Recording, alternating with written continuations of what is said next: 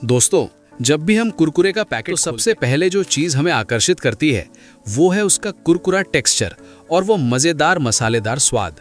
लेकिन क्या आपने कभी सोचा है कि इस हल्के फुल्के दिखने वाले स्नैक की असली कहानी कहाँ से शुरू होती है?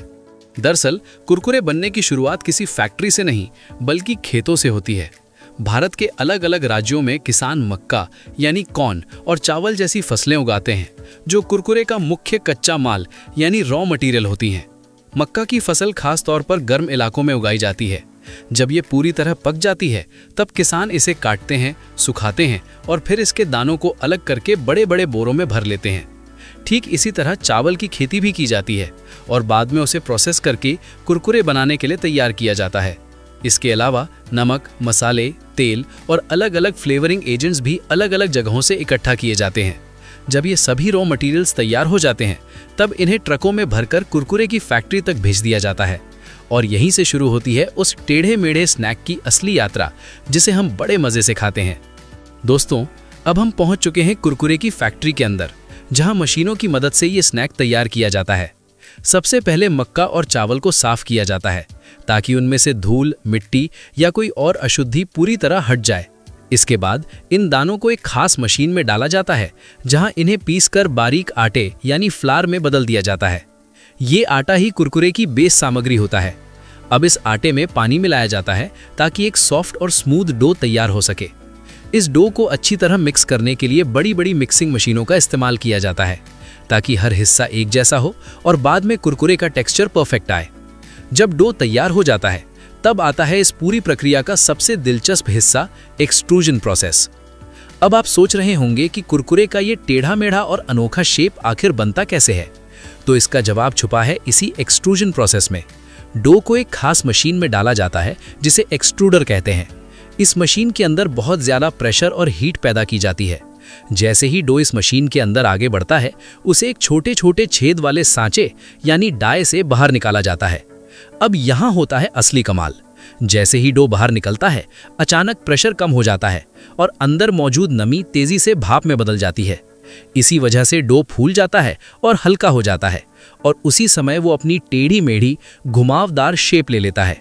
यानी कुरकुरे का शेप कोई अलग से बनाया नहीं जाता बल्कि ये खुद ब खुद बनता है इस खास प्रोसेस की वजह से। इसलिए हर कुरकुरा थोड़ा अलग और यूनिक दिखता है। जब कुरकुरे का शेप तैयार हो जाता है तब इन्हें तुरंत काटकर छोटे छोटे टुकड़ों में बदल दिया जाता है। इसके बाद ये आधे तैयार कुरकुरे एक कन्वेयर बेल्ट के जरिए अगले स्टेप में जाते हैं जहां इन्हें हल्का सा फ्राई या बेक किया जाता है। इस प्रोसेस में तेल का इस्तेमाल बहुत कंट्रोल तरीके से किया जाता है ताकि कुरकुरे ज्यादा ऑयली ना हो लेकिन उनका क्रंच बना रहे।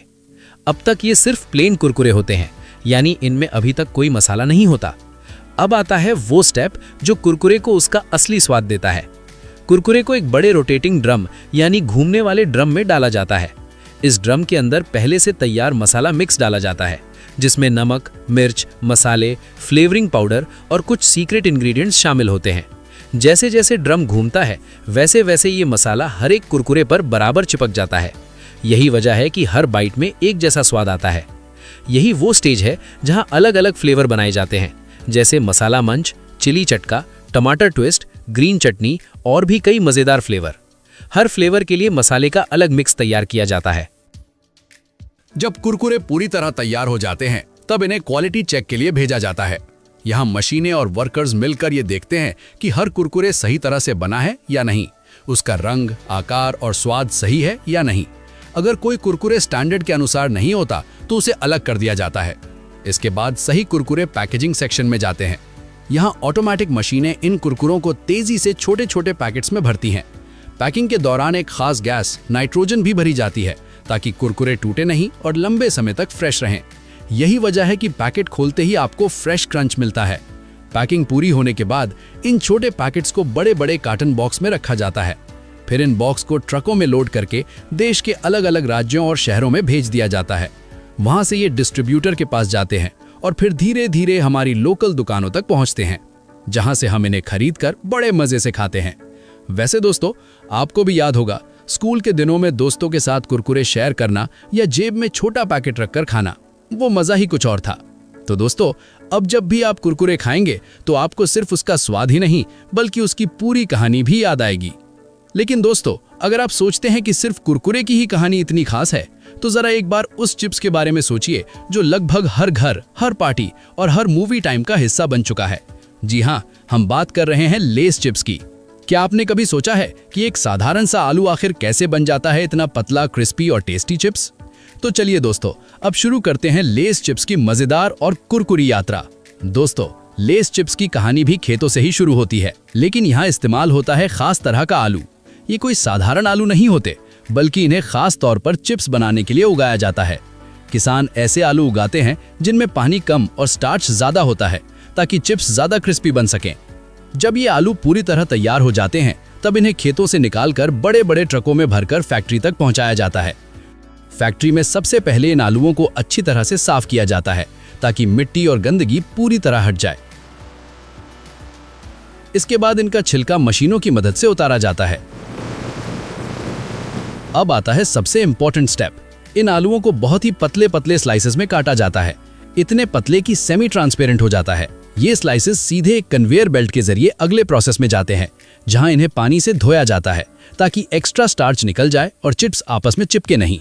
इसके बाद ये स्लाइसेस जाते हैं फ्राइंग सेक्शन में, जहां इन्हें गरम तेल में परफेक्टली फ्राई किया जाता है।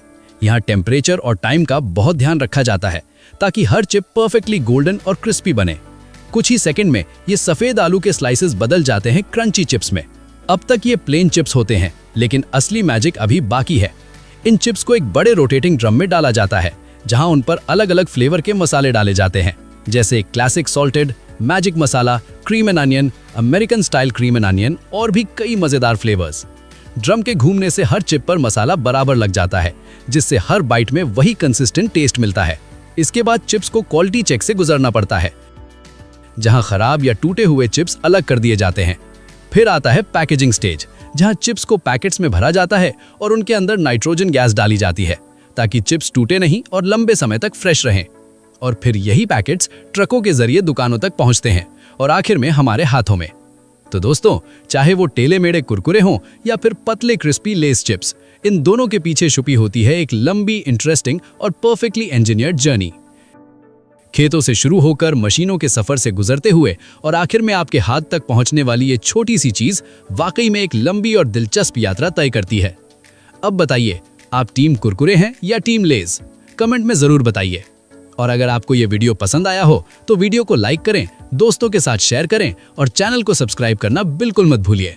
तब तक आप कुछ कुरकुरे खा लिए, इन दोनों वीडियो को जरूर देख लीजिए।